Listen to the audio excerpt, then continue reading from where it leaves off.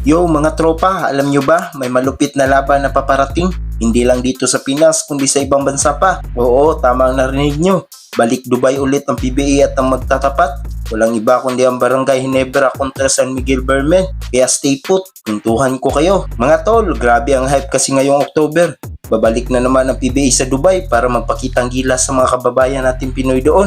At hindi basta-basta ang laban to ha. Ginebra ang crowd favorite na barangay laban sa powerhouse San Miguel Beermen. Kumbaga, parang finals level showdown na dadalhin sa ibang bansa. Kung matatandaan nyo, ilang beses na rin dinala ng PBA ang mga laro abroad. Lalo na sa Middle East kung saan sobrang dami ng OFW na sabik makapanood ng live na laban. At ngayon season 15 ng Philippine Cup, talagang special kasi milestone year na rin ng PBA. Ngayon, isipin nyo na lang tropa, si Justin Brownlee balik action sa Ginebra. Tapos nandyan pa sina Scottie Thompson at L.A. Tenorio na siguradong magbibigay ng kuryente sa laban. Sa kabila naman, loaded pa rin ang San Miguel, Junmar Fajardo, CJ Perez at Terence Romeo. Mga alamat at bagong henerasyon na kayang bumuhat ng Beermen. Hindi lang ito simpleng laro pre, statement game to. Kasi parehong team sanay sa spotlight at parehong may malakas na fanbase. Kaya para sa mga Pinoy sa Dubai, parang homecoming gift na rin ito. Ang saya isipin na pati sa ibang bansa, dala-dala pa rin ng PBA ang kultura ng Pinoy basketball. Yung ingay ng crowd, yung never say die chance ng Ginebra,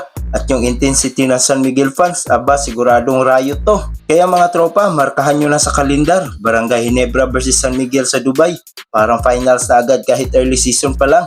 Ano sa tingin nyo? Sino kaya ang magdodominate? Barangay ba o Beermen? Comment nyo sa baba tapos huwag kalimutan mag-like at subscribe para lagi kayong updated sa mga kwento sa mundo ng basketball. Kita-kits sa susunod na kwentuhan.